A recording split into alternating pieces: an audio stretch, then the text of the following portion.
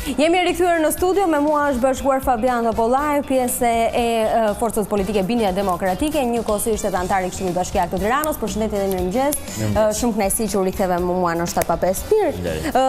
Kam përshtypjen ishte vota e vetme kundër apo kishte dy vota kundër në atë procesin e çuditshëm që ndodhi të votimit?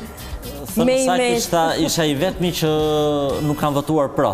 Për shkak se ata nuk lanë mundësinë as të votojë kundër, sepse siç ndoshta e keni parë edhe ju, ata kishin lajmëruar që mbledhja do të bëheshe të paktën votimi, sepse nuk mund të quhet mbledhje dërgimi i votës me email, sepse nuk u lejuan diskutimet. Ishte lajmëruar që do të bëheshe në datë 15 në orën 12 dhe u realizua, u tejkalua detyra nga 60 antarët e Këshillit Bashkiak të Rion edhe bën që në datë 14. Që s'më lanë as mundësi të votoja kundër, sepse e bën një ditë përpara se që kishin anoncuar që do të bëheshe votimi. Mirë, ishte, do me thonë, kemi filluar edhe qeshje me këtë situatë në Shqipëri, por në fakt nga ana tjetër është edhe për të qarë. Pse një urgjencë kaq e madhe në këtë situatë dhe ku të gjithë flasin për pandeminë e Covid-19? Tani e gjithë kjo histori na tregoi ose gjithë ky bllokimi dhe ky izolimi në Shqipëri për Covid-19 ishte një farsë? Ose nga nga tjetër interesat që fshihen pas çështjes së teatrit janë shumë të mëdha?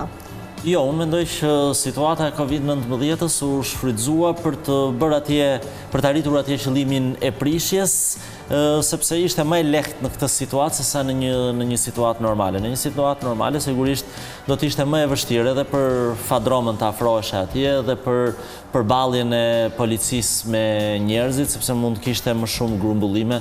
Unë mendoj që u shfrytëzua Covid-19 pikërisht për ta kryer sa më shpejt dhe sa më me pak përplasje gjën. Këtë proces i cili ishte qëndrimi i Bindjes Demokratike ndaj kësaj çështje, e cila ka pasur një rezistencë nga ana e artistëve për më shumë se sa 2 vjet. Unë mendoj që ne kemi pasur një qëndrim dhe një qasje pak më ndryshe. Ne mendojmë që ka ardhur koha për të bërë një opozit më racionale, që do të thotë që s'është e nevojshme të bëhet opozit për opozit dhe domosdoshmërisht kundër çdo gjëje, vetëm se nga ana tjetër është mazhoranca, duhet me qenë kundër. Çfarë dua të them me këtë? Dua të them që nëse ka pasur një problem, gjëja ka pasur faktin që është bërë pa një procedurë të rregullt dhe pa një diskutim të nevojshëm publik. Çfarë dua të them? Kur ra afera e ndërtimit atje të kullave në idenë që privati do të ndërtonte një teatr të ri, i tërë debati duhet zhvendoseshe nëse ne duhet ruanim godinën ekzistuese, kishte ajo vlera të caktuara historike dhe identitare, apo ajo nuk i ka këto vlera dhe do duhet të ndërtonim atje një godinë të re që përgjigjeshë zhvillimit të kohës. Por sigurisht që ky duhet ishte një debat i gjërë publik që duhet përfshinte të gjithë publikun, jo vetëm aktorët, jo vetëm grupet e interesit, jo vetëm shoqërinë civile që është shumë sensitive në këtë rast.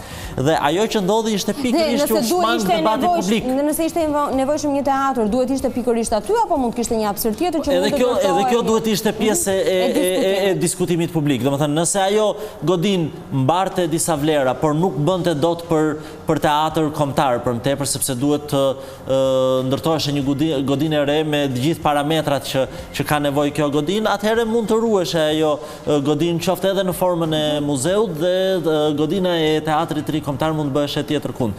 Por të gjitha këto element kishin nevojë për një diskutim të gjerë publik. Kishin nevojë për një diskutim të gjerë publik edhe për shkak sepse kjo ka qenë një çështje që ka diktuar opinionin publik për më shumë se 2 vite në Shqipëri.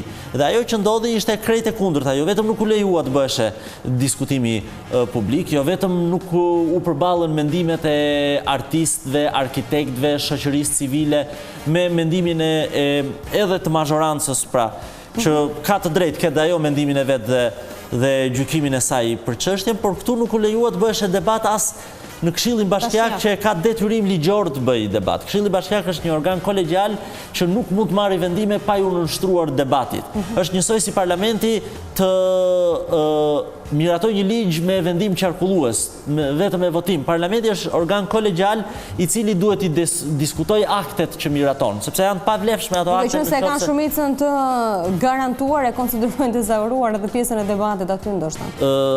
Kjo është çmenduri më vete, sepse nëse ti ke shumicën e garantuar që të zhduruar nga ana e kundërshtarit tënd për shkak se nuk bëri atë gabimin trashanik që nuk hyri në zgjedhje, kjo duhet të bëj ty më të përgjegjshëm, sepse aq më tepër që ti s'ke më probleme sepse i ke pothuajse të gjitha votat atje, që do të thotë që ti duhet ta bësh të paktën procedurën në mënyrë të rregullt, të faktën edhe formalisht, gjë që nuk ndodhi.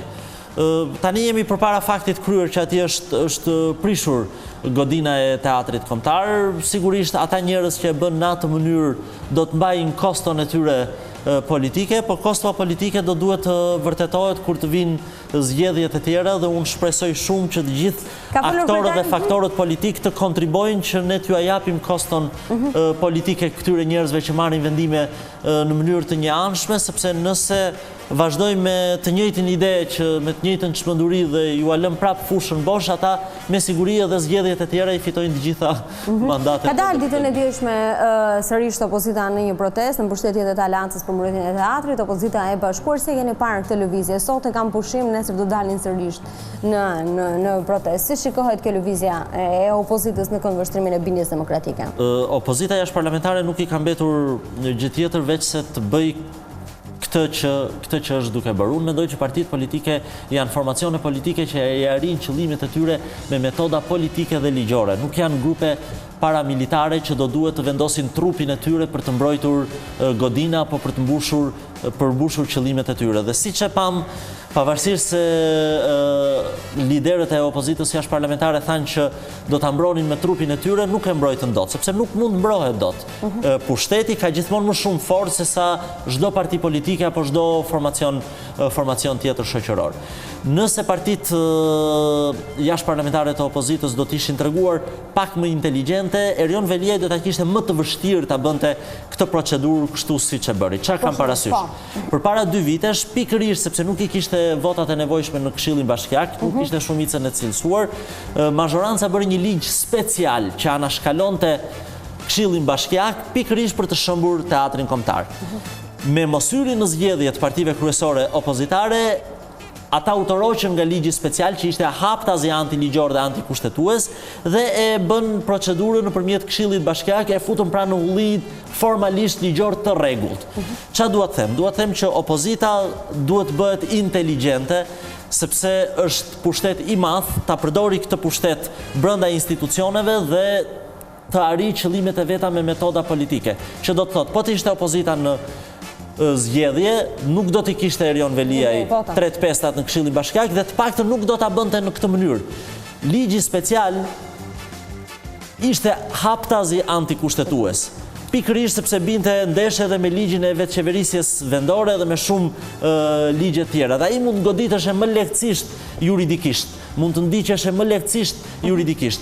Sot, nga fakti që partitë kryesore opozitare nuk hyn në zgjedhje, formalisht gjëja është bërë e rregullt, të paktën nga aspekti formal. Që dua të them që është bërë e rregullt kur ndërkohë kreu i shtetit thotë që kanë dërguar 2 çështje në gjykatën kushtetuese dhe ende nuk është prerur gjykata kushtetuese për këtë çështje. Atë thash, kreu i shtetit ka çuar një çështje për ligjin special, i cili ndërkohë është jashtë gjithë këtij procesi, sepse ata kanë futur në ullin e ri ligjor, ka çuar edhe një çështje për vendimarrjen e dytë. Unë si jurist di të them që nëse ligji special ishte haptazi antikushtetues dhe mazhoranca hezitoi ta bënte procedurën nëpërmjet atij ligji, edhe sepse e dinte që ishte haptaz antikushtetues dhe në një vendimarrje të nesër pas nesme nga gjykata kushtetuese do duhet të rikuperoheshin pasojat e prishjes. Në rastin e dytë, me procedurën e dytë, formalisht çështja nuk mund të ndiqet juridikisht, të paktën në gjykatë kushtetuese, nuk ka më implikime kushtetuese. Në gjykatë kushtetuese vën vetëm ligjet, nuk shkojnë vendimet e Këshillit Bashkiak, aq më tepër akte individuale siç është ky akt, që do të thotë që me gabimin e tyre trashanik, duke mos hyrë në zgjedhje, opozita shqiptare ja ka bërë më të lehtë Erion Veliajt që të abuzojmë formalisht më në rregull me ligjin, ja ka bërë më të vështirë presidentit Republikës që ta ndjeki të paktën ligjërisht këtë çështje. E kuptoj. Mirë, ndërkohë paralelisht është duke u diskutuar edhe për sa i përket reformës zgjedhore. Ditën e djeshme opozita nuk ka marrë pjesë në këtë tryezë. Në këndvështrimin tuaj kanë një lidhje këto dy çështje? Unë uroj shumë që opozita mos ta përdori çështjen e rastin e teatrit kombëtar si alibi për të larguar nga reforma zgjedhore.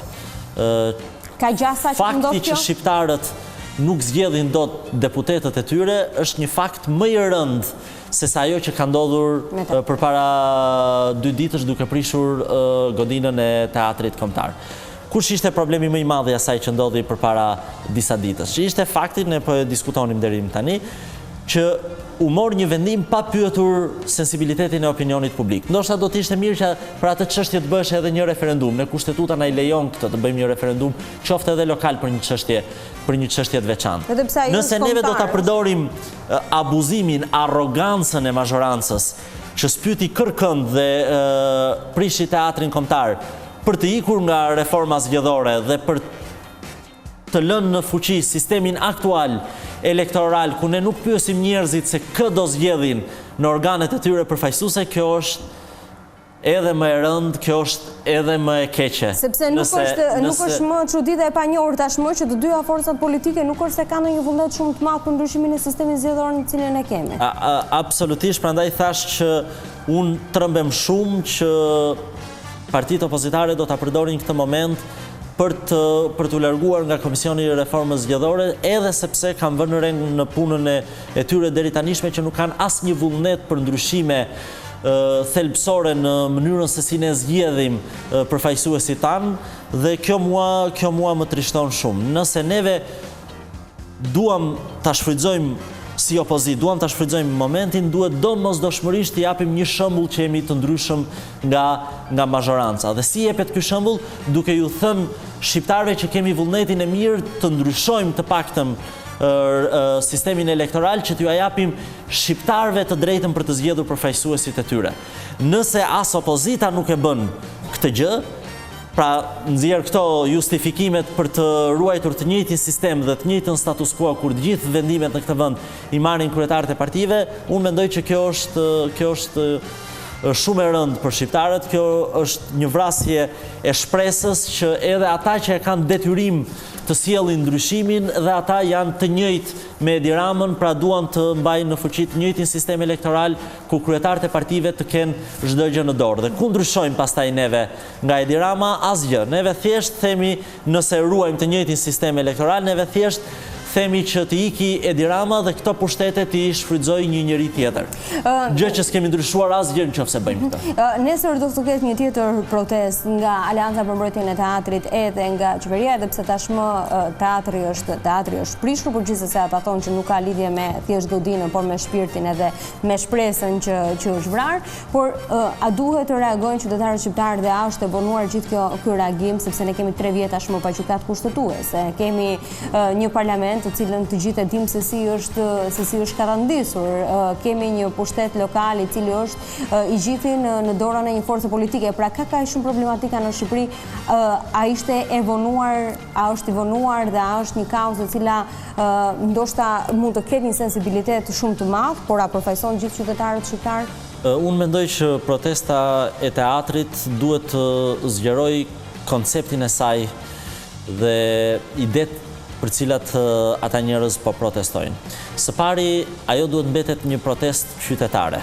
Protestat politike janë zhvilluar në këtë vend dhe s'ka pse mos zhvillohen edhe në të ardhmen, por ato relativisht kanë dështuar deri tani. Pra protestat politike kanë pasur për qëllim vetëm rrëzimin e një qeverie dhe sjelljen në krye të një qeverie tjetër, të një force tjetër politike, të disa emrave të tjerë.